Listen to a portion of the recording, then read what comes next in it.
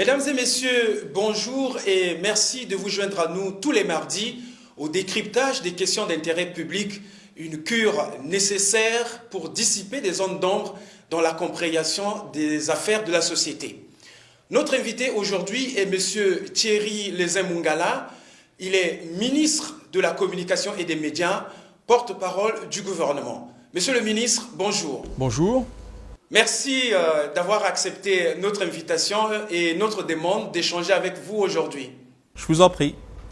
Mesdames et messieurs, merci et je vous rappelle que cette émission se déroule en visioconférence exceptionnellement vu l'importance des sujets à échanger avec le ministre de la Communication, M. Thierry Mungala. Alors, Monsieur le ministre, nous commençons par la crise sanitaire, c'est le Covid-19. Il y a une dizaine de jours, la coordination nationale chargée de la gestion de cette crise sanitaire dans notre pays a décidé de revoir certaines mesures dans la lutte, dans la riposte que le gouvernement propose face à cette pandémie. Donc le couvre-feu qui a été ramené à 20h au lieu de 22h, les frontières, l'ouverture des frontières également, donc beaucoup d'autres mesures. Où est-ce qu'il y a eu faiblesse, Monsieur le ministre, pour que toutes ces mesures soient un peu revues pour la reprise en main de la riposte nationale? Bon, d'abord, il faut que je vous précise, Arsène Séverin, pour qu'on comprenne un peu la situation. La coordination nationale, c'est l'organe de tutelle de l'ensemble des mécanismes qui ont été mis en place dans le cadre de la riposte contre la Covid. Donc la coordination nationale est l'organe suprême qui est présidé par le président de la République et qui se réunit environ toutes les 3 semaines au gré des prorogations de l'état d'urgence sanitaire. Cette coordination nationale donc, est complétée par un comité technique national de riposte qui est l'organe opérationnel présidé par la ministre de la Santé et de la Population, Madame Jacqueline Lydia-Micolo. Vous avez à côté de cet organe qui est le comité technique, vous avez la task force qui est un organe de réflexion qui a été mis en place par le président de la République pour réfléchir aux retombées et aux conséquences de la pandémie sur les plans économiques, social et on va dire de manière globale dans le pays. Enfin, vous avez un organe qui aide, accompagne et conseille l'ensemble de toutes ces structures, qui est le comité d'experts, ce qu'on pourrait appeler couramment le comité scientifique, composé de professeurs de médecine éminents dans notre pays, et qui se charge, aux côtés du comité technique et aux côtés de la coordination nationale au-dessus, d'apporter tous les éclairages et toutes les lumières scientifiques sur l'évolution de la pandémie et sur les moyens de la contrer. Donc je tenais quand même à dire ça au début. Alors maintenant, pour répondre à votre... Je rappelle aussi, Monsieur le ministre, que vous siégez au niveau de la task force et la coordination nationale. Ça veut dire que vous avez suivi un peu tous ces débats-là pour corriger certaines mesures. C'est à juste titre que nous vous posons cette question. Bon, il ne s'agit pas de corriger certaines mesures. Il faut que nous replacions les choses dans le contexte. Je vous renvoie, Arsène Séverin, à la première allocution du Premier ministre, chef du gouvernement, le 18 mai, je crois, 2020, quand il a annoncé les modalités du déconfinement progressif et par palier. Et il avait indiqué dans cette allocution que l'évolution des choses se ferait en tenant compte de la situation de terrain et qu'il était possible et que l'État n'hésiterait pas à prendre des mesures qui parfois pourraient donner l'impression d'une espèce de recul. Mais c'est pour tenir compte de l'évolution même de la pandémie. Donc ce qui a changé, c'est simplement que la situation de la pandémie n'est pas bonne, puisque comme vous le savez, Brazzaville et Pointe-Noire sont à 97% pour les deux villes, les foyers principaux de la pandémie dans notre pays. Brazzaville et Pointe-Noire, 97% des contaminations. Il y a un peu dans le Kwilu et puis quelques foyers totalement isolés dans le reste du pays. En gros, le virus circule abondamment dans les 2 principales villes du pays et ne circule presque pas à l'intérieur, hormis un peu dans le Kwilu. Donc, ce qui a été constaté par la coordination nationale dans l'affiliation de ce que le Premier ministre avait déclaré sur le fait que nous n'hésiterions pas à prendre des mesures un peu plus restrictives, c'est que les différents paliers du déconfinement qui sont en train de s'exécuter ont montré un certain relâchement des populations. C'est-à-dire que force est de constater que pour certains de nos compatriotes, l'ouverture progressive et le déconfinement progressif leur donnent l'impression qu'il n'y a plus de pandémie. Donc certains comportements qui malheureusement sont des comportements dangereux, eh bien aujourd'hui s'accentuent. Par exemple, les transports en commun, donc l'absence de respect des distanciations et des mesures barrières, dans certaines circonstances ou festives, ou en tout cas familiales pour certaines, parfois funèbres, donc les morgues, les marchés domaniaux, les veillées, les enterrements, et un certain nombre de manifestations du type mariage ou fête familiale, le constat c'est que les populations se sont totalement relâchées. Et ce relâchement provoque un regain de la pandémie dans notre pays. Un exemple, Arsène Séverin, il faut que vos téléspectateurs le sachent, chaque veillée mortuaire. Les pouvoirs publics aussi, on constate un relâchement aussi des pouvoirs publics. Laissez-moi avancer si vous le permettez. Chaque veillée mortuaire, par exemple, et c'est la ministre de la Santé qui nous l'a révélé, derrière, c'est probablement des dizaines de contaminations, compte tenu de l'ampleur de la veillée. Donc, vous voyez qu'on ne pouvait pas continuer comme ça. Il fallait donner un signal à nos populations, leur rappeler que la pandémie est encore là, qu'elle est encore dangereuse, que ce relâchement risque de rendre la pandémie incontrôlable dans notre pays, avec des conséquences funestes en termes de santé, parce qu'il y aurait, au rythme actuel, un doublement peut-être tous les 30 ou 40 jours du nombre de contaminés, de cas positifs, et arrivé à un moment donné du processus, on aurait tous du mal à trouver même des capacités d'accueil. Je ne parle pas seulement des capacités en termes hospitaliers, je parle de capacités d'accueil, parce que Dieu merci, parmi ces malades, ou du moins parmi ces cas positifs, beaucoup sont asymptomatiques. Donc la question qui se pose à nous, c'est qu'il fallait envoyer un signal aux populations. Ce signal a été double pour les villes de Brazzaville et Pointe-Noire en particulier. C'est la fermeture un peu plus importante des marchés domaniaux, donc 3 jours sur 7 au lieu de 2 jours sur 7, et c'est le retour à un couvre-feu à 20h plutôt qu'à 22h.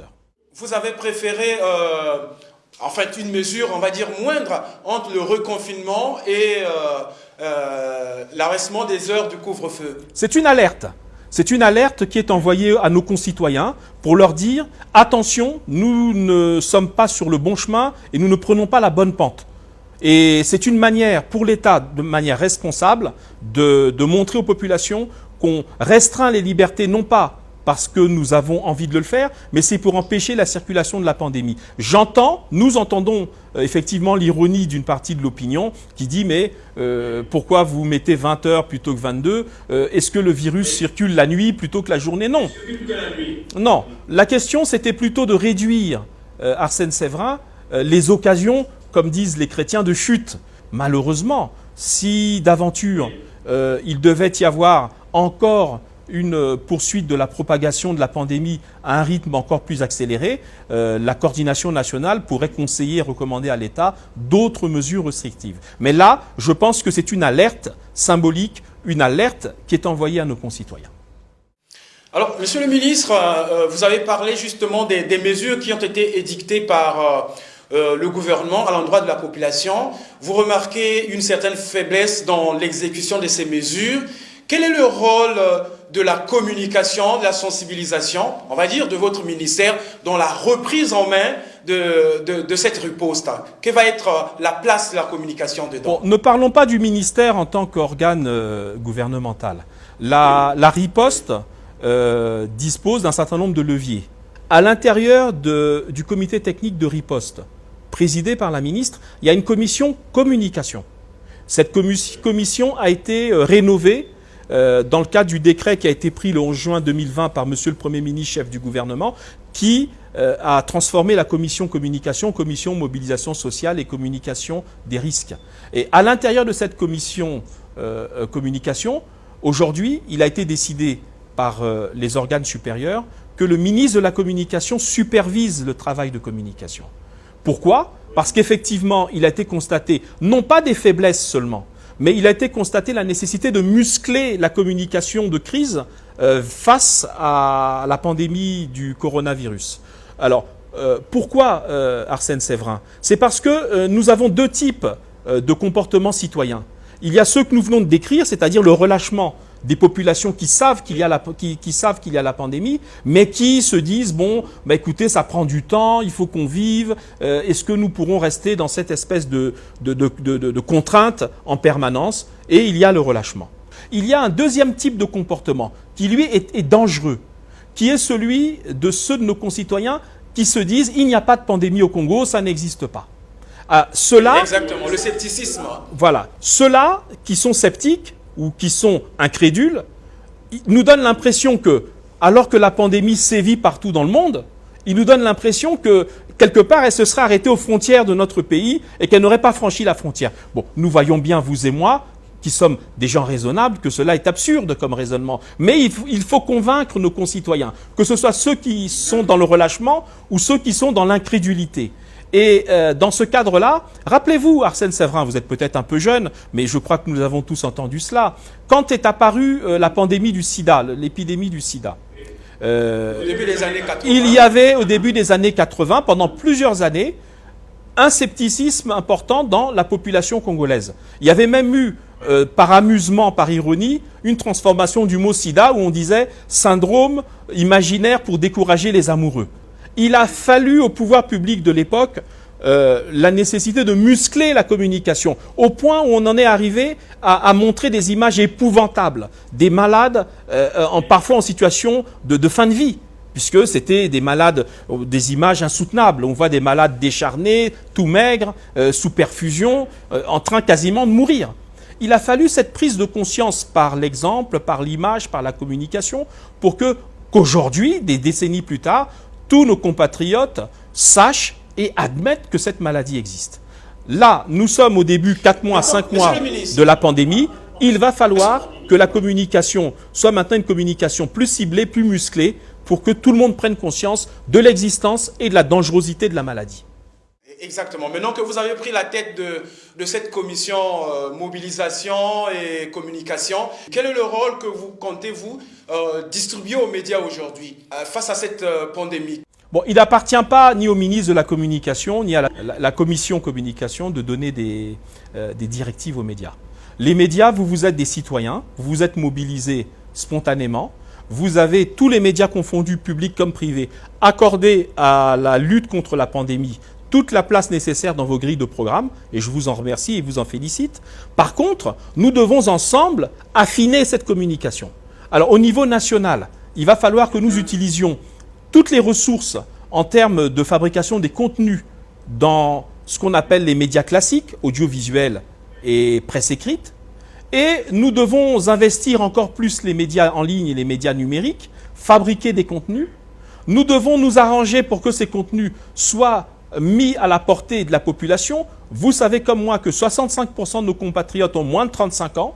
Beaucoup ne suivent pas nos médias. Vous qui êtes un média, on va dire, multidisciplinaire, puisque vous êtes à la fois une télévision et vous avez une bonne part de votre existence comme support en ligne, vous savez comme moi que beaucoup de vos téléspectateurs vous suivent en ligne, et parfois de l'étranger et de très loin. Et donc, c'est l'ensemble de ces supports qu'il va falloir occuper, tous ensemble, pour que les cibles soient mieux atteintes, faire comprendre à nos concitoyens l'existence même de la pandémie, sa dangerosité et le fait que ce sont par nos comportements responsables que nous allons pouvoir combattre la pandémie. Donc voilà le rôle et ce que j'entends par muscler la communication. Alors, Monsieur le ministre, parlons de l'affaire Général Mokoko qui a été évacué sanitairement vers la Turquie. Monsieur le ministre, pourquoi le choix de la Turquie? Bon, avant de parler du choix de la Turquie, c'est pourquoi l'évacuation, je pense. Le choix de la Turquie, c'est une circonstance de fait. Revenons d'abord au fait qu'il s'agit là, de la part du président de la République, des pouvoirs publics, du gouvernement, de l'État en général, d'un geste humanitaire. Le général Mokoko, comme vous le savez, a été condamné à 20 ans de réclusion il y a 2 ans. Depuis lors, il purge sa peine. Il s'avère qu'il y a quelques semaines, il a rencontré des ennuis de santé suffisamment importants pour qu'il soit hospitalisé à l'hôpital central des armées. Et dans le cadre des soins qui, semble-t-il, lui ont été prodigués, il a été conseillé par les hommes de l'art, c'est-à-dire les gens de santé, qu'un établissement hospitalier bénéficiant peut-être d'un plateau technique un peu plus fort, un peu plus musclé justement, soit l'endroit où on puisse le soigner.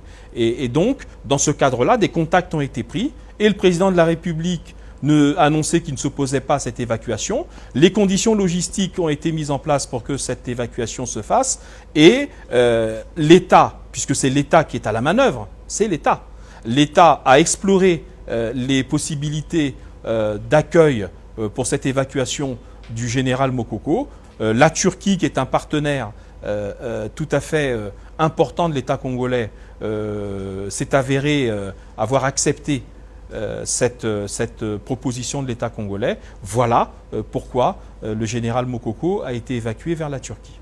Vous n'avez pas voulu explorer la piste de la France, là où tout le monde va régulièrement ? Écoutez, nous sommes un État souverain. Pourquoi la France? Il n'est pas français, le général Mokoko, que je sache. Pourquoi spécialement la France? Non, on a exploré les pistes qui nous paraissaient conformes à la fois à la nécessité de soigner Monsieur Mokoko et qui tiennent compte des desiderata liés à la possibilité, à la commodité de cette évacuation. Voilà, ce sont des considérations logistiques et puis, de vous à moi, ce sont des considérations diplomatiques. L'État turc, la Turquie, est un allié, vieil allié de la République du Congo et ils se sont tout à fait montrés ouverts à cette évacuation. Voilà. La France aussi est un allié. Mais bon, il y a 196 pays au monde. Le fait d'en avoir choisi un ne veut pas dire qu'on exclut les autres. Oui, justement, peut-être pour terminer sur ce point, Monsieur le ministre, le général Mokoko a été admis à l'hôpital militaire au début du mois de juillet, le 2 juillet, et il a quitté Brazzaville un peu à la fin du mois. 3 semaines dans les tractations. Est-ce que ça a été un dossier difficile, décidé difficilement de son évacuation sanitaire? Pendant 3 semaines, vous êtes resté dans les tractations. Non, ce n'est pas 3 semaines de tractation. Il n'y a pas eu de tractation. Il y a eu, à un moment donné, un contact officiel entre la famille du général Mokoko et les responsables de l'État. Et c'est quand ce contact a été pris, il y a seulement quelques jours, c'est de là que vous pouvez parler, non pas de tractation, mais en tout cas de contact, c'est en moins d'une semaine, en moins de 4 jours que cela a été noué. Le reste, ce n'était pas des tractations, c'était des déclarations médiatiques d'un certain nombre de personnes se présentant comme défendant les intérêts du général Mokoko. C'est tout. Mais le contact, c'est-à-dire le contact effectif a été pris avec les autorités congolaises 3 ou 4 jours seulement avant l'évacuation. Donc on ne peut pas parler de semaines, on parle de 3 ou 4 jours, Arsène Séverin. Ok, merci Monsieur le ministre. Mais je rappelle quand même que le collectif des avocats avait également écrit il y a beaucoup plus quelques jours. Mais je pense que le plus important, c'est ce qui a été fait. Le général a été évacué vers la Turquie. On va peut-être changer de registre et parler de la présidentielle 2021. On écoute beaucoup de sons de cloche. L'opposition vous fait la proposition d'aller vers une transition politique parce qu'elle estime que mars 2021 ne sera pas possible pour tenir l'élection présidentielle. Le PCT, le parti présidentiel, estime qu'il faut s'en tenir à la Constitution. Comment vous, au niveau du gouvernement, vous suivez un peu ce débat? Bon, le gouvernement n'interfère pas dans le débat politique. Le gouvernement est un organe exécutif qui est là pour, aux côtés du président de la République, sous sa direction, gérer l'État. Donc, moi, ce que je peux vous dire, c'est m'en tenir au cadre juridique et constitutionnel strict.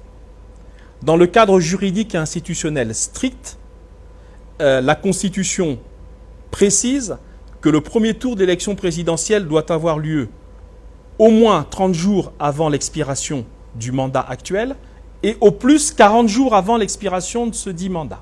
C'est ça la réalité constitutionnelle. Entre-temps, dans le cadre de cette réalité constitutionnelle, il y a des mesures ou des démarches préélectorales qui sont de l'apanage de la compétence exclusive de l'administration et notamment de l'administration du territoire. Ces démarches sont en cours de réalisation. Troisième constat, il y a chaque année, je dis bien chaque année électorale, ou chaque année même de l'élection présidentielle, je vous renvoie à 2016, je vous renvoie à 2009 et je peux même vous renvoyer à 2002. Toujours de la part de l'opposition du moment, l'idée qu'il va, non, on ne sera pas prêt. Et finalement, nous constatons que depuis près de 20 ans, le processus démocratique se déroule en temps et en heure, c'est-à-dire aux dates prescrites par la Constitution et par chacun des mandats présidentiels dans leur durée, soit de 7 ans pour les anciens ou de 5 ans pour l'actuel. Et donc, moi je dis ceci, Arsène Séverin, je n'aperçois pas de circonstances, malgré la pandémie, qui justifieraient du bouleversement du calendrier constitutionnel. L'État travaille. Par contre, j'apporte une précision pour abonder dans votre sens. Chaque année électorale précédant l'élection présidentielle, il n'y a jamais manqué de contact, de concertation au niveau de la classe politique et entre la classe politique et les organes gouvernementaux chargés de la mise en œuvre du processus électoral. Oui, vous faites remarquer que les élections ont toujours eu lieu à date échue, mais de quelle manière? Parce que les différents dialogues qu'il y a eu à Dolisie, Evo, vous avez évoqué la question, donc les acteurs politiques avaient évoqué la question de la biométrie, du recensement de la population. Est-ce que vous estimez que dans 6 mois, vous serez dans les délais, qu'on aura tous ces éléments qui rendent plus crédibles, justement, les élections?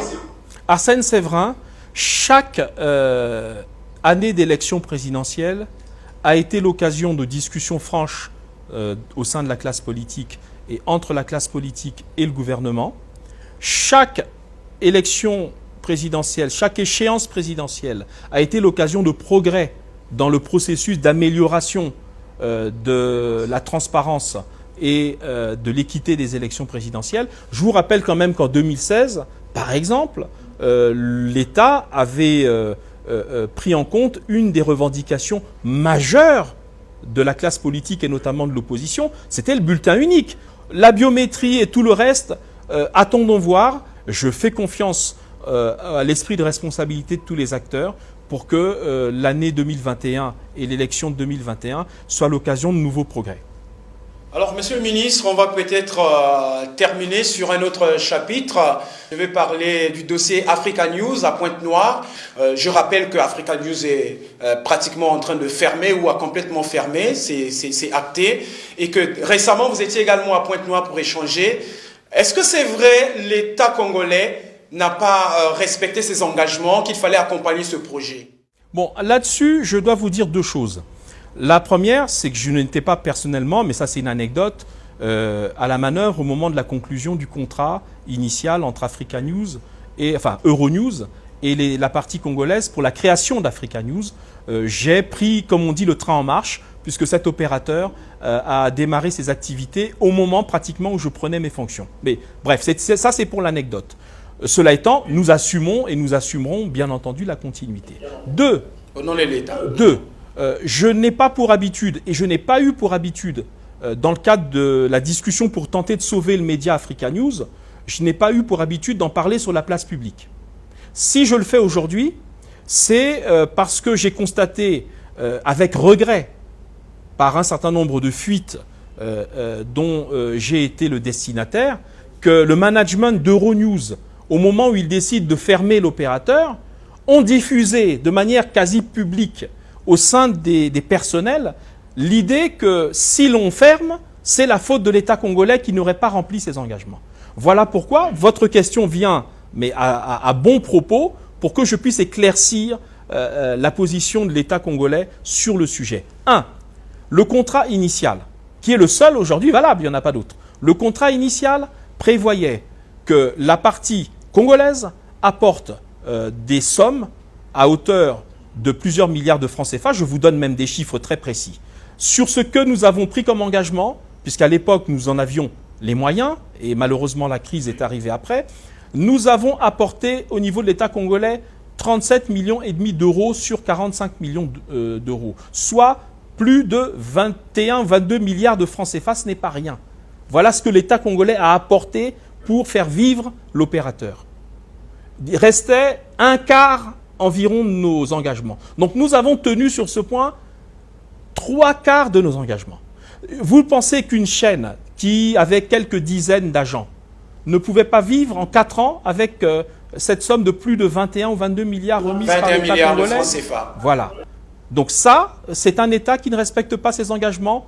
On serait peut-être nous-mêmes amenés à dire, on voudrait comprendre comment on a géré tout cela pour qu'on arrive 5 ans après à cet état de difficulté et de disparition de la chaîne. Deuxième élément. Vous allez le faire certainement. Attendez, je finis d'abord sur...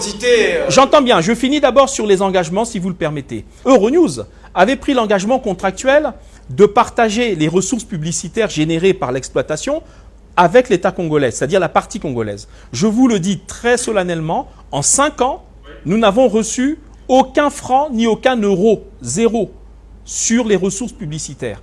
Pendant 5 ans. Qui n'a pas tenu ses engagements? Toute la durée de vie de l'opérateur. Bon, qui n'a pas tenu ses engagements? Ce n'est pas nous qui tenions la régie publicitaire, mais c'est notre partenaire. Troisième élément, pendant toute la durée de vie de l'entreprise, l'État congolais a assuré la location des locaux en attendant la construction qui était prévue à Brazzaville du siège social. Exactement. On a pris en charge la location sur nos frais, les frais de la partie congolaise, de l'État congolais, et là aussi, jusqu'au jour où nous parlons. C'était beaucoup de millions de francs CFA. Jusqu'au jour où nous parlons, ce sont les frais de location d'un immeuble. Vous imaginez combien ça peut faire. Donc tout ça, c'est pour vous dire ceci. Je crois qu'Africa News était un beau projet. Nous regrettons que notre ambition commune initiale entre la partie congolaise et Euronews n'ait pas pu aboutir parce que nous pensions et nous continuons à penser qu'un projet d'information, de chaîne d'information continue faite par des Africains pour les Africains est un projet porteur. Malheureusement, Euronews devrait plutôt constater avec nous l'échec commun, plutôt que de tenter de faire porter le chapeau à l'État congolais tout seul. Quand ils se sont aperçus qu'il y avait des difficultés, ils sont revenus vers nous en nous disant il faut rajouter 30 millions d'euros. C'est-à-dire quasiment 15 milliards ou je ne sais pas combien de francs CFA. On a dit non.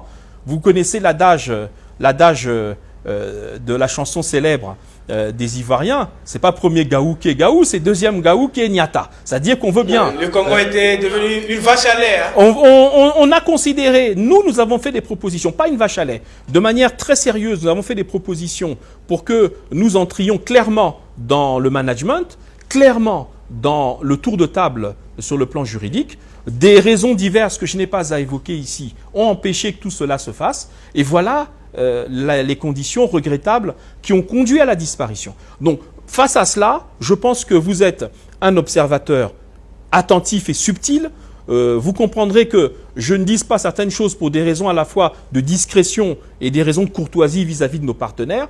Et si quelqu'un veut nous démentir, eh bien qu'il nous démente. Et je suis prêt à c'est quand même un grand projet, une très bonne aventure, un grand projet de quelques 21 milliards de francs CFA. Les journalistes, les médias locaux vous écoutent, qui parfois aussi n'ont pas bénéficié, je vais parler des médias privés, qui n'ont pas bénéficié d'un tel soutien. Est-ce qu'à l'avenir, vous penserez mieux à soutenir les médias locaux plutôt que de repartir sur des projets un peu comme ça? On a vu Vision 4, Africa 24, section sport aussi. Tous ces projets étaient prévus un peu au Congo. L'État était prêt à mettre de l'argent. Est-ce que cette fois-ci, quand même, si on tire les leçons, vous êtes prêt à accompagner des projets locaux, des médias? Bon, Arsène Séverin, je crois que là-dessus, il faut qu'on soit clair. La liberté des médias ne s'accommode pas du fil à la patte que l'État attacherait à ces médias par ailleurs privés en, quelque part, les subventionnant massivement. La liberté, à ce moment-là, disparaîtrait au rythme du nombre de millions qui vous seraient versés. Ça ne me paraît pas être la démarche la plus solvable sur le plan politique. Par contre, on parle de projet, monsieur j'entends le ministre, bien, laissez-moi évoluer. Je vais préciser ma pensée et je pense que nous nous rejoindrons à ce moment-là. Nous avons une task force. Cette task force est saisie par l'ensemble des différents secteurs socio-économiques. Il vous appartient, vous les médias, de vous organiser, de faire une démarche non pas média par média, mais une démarche collective où vous poseriez les problèmes spécifiques que l'apparition et l'évolution de la pandémie vous ont posé. Ça, c'est la première chose. C'est ponctuel, c'est d'actualité et c'est conjoncturel. Le deuxième aspect, qui est structurel, qui est comment pouvons-nous faire pour que les médias, qu'ils soient publics ou privés, puissent avoir une solidité comme des entreprises. Parce qu'avant d'être des médias, ce sont d'abord des entreprises qui doivent être pérennes. Eh bien, à ce moment-là, il faut que nous explorions ensemble. Et je souhaiterais même que ce soit un sujet de discussion. Si vous, les médias, vous vous organisez en une espèce de syndicat, venir vers l'État pour dire comment pouvons-nous asseoir la solvabilité de nos entreprises de médias. Moi, je vois plusieurs pistes. La première, qui permettrait que tous les intérêts en jeu puissent se coaliser, l'État, les professionnels que vous êtes, face aux publicitaires, aux annonceurs, pour que nous puissions ensemble déterminer une grille tarifaire et une péréquation des ressources générées pour que chaque média puisse en vivre. C'est une chose importante. La deuxième évolution, mais vous êtes déjà dans cette transition, mais ça doit être un appel général qui va être lancé par l'État, c'est l'investissement absolu dans le numérique. Parce que vos médias ne survivront et ne vivront et ne créeront des ressources propres qu'à partir du moment où ils s'investiront massivement dans le numérique. Et cette évolution, nous devons ensemble y réfléchir. Pour votre information, il y a certains responsables de médias qui se sont mis en plateforme pour répondre justement à venir vous voir, à faire une démarche. D'après les informations que nous avons, certainement pour vous expliquer les difficultés qui sont les leurs aujourd'hui dans la gestion des entreprises de presse en période de Covid-19. Je suis sûr que ces responsables de médias vont venir vers vous. Mais monsieur le ministre, peut-être pour terminer, la loi sur le financement de la presse, comme on a eu sur le financement des partis politiques, vous y pensez aussi ? Moi, c'est la démarche pragmatique que je vous propose pour que nous puissions ensemble regarder dans la même direction et voir comment faire que ce secteur des médias ne sombre pas en cette période de crise financière doublée de la pandémie de la Covid-19. Voilà ce que je peux vous proposer. Ma porte est ouverte. Je suis l'esprit très ouvert sur ces questions et j'attends que vous veniez vers le gouvernement pour que nous échangions et que nous tirions un certain nombre de conclusions que je porterai au niveau de l'État comme le défenseur, comme le porte-parole du secteur. Merci monsieur le ministre. Nous retenons donc cet appel comme le mot de la fin pour cette émission. Mesdames et messieurs, au revoir et à la prochaine occasion.